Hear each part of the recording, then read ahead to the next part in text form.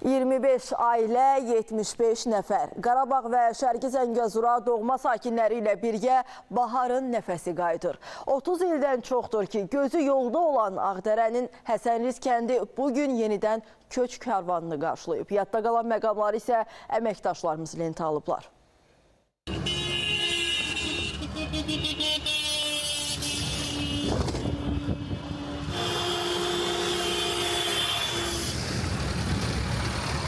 Xoşbəxtliyin rəsmini çəkmək mümkün olsaydı, elə o rəsmdə də bu görüntülər olardı. Ağdərənin Həsənrız kəndinə növbəti köç karvanı çatıb. Özü də əsl toy karvanı kimi. Həsənrizdə isə hava günəşlidir, elə insanların üzləri də. O qədər xoşbəxtəm, o qədər sevincəyəm, o qədər bax o da oğlumdur, ona da bir ev verildi. Bu evdən əlavə torpağın daşına qurban olun.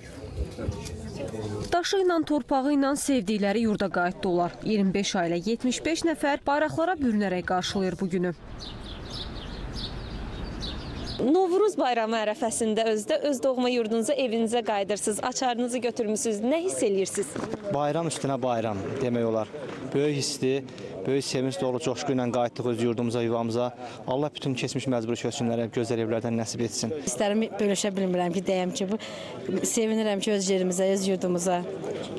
Bundan artıq nə deyim, sevinirəm mən də ki, öz məktəbimizdə, öz cəmaatımızla.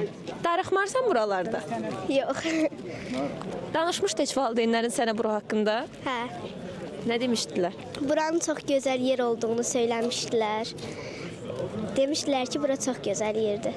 İndi necədir? Dedikləri qədər var səncə? Bəli, var. Çox gözəldir Azad Həsənrız. Amma köksünə qayıdan sakinləri ilə daha gözəldir təbii ki. Axı o övladlarının nələrdən keçərək ona qayıtdıqlarını yaxşı bilir. Artıq bu kəndidə elə bütün torpaqlarımızı da yalnız toy bayramlı günlər gözləyir. Fidan Şakir qızı, Nuran Ələkbərli, Nərmin Kərim, ASTV xəbər.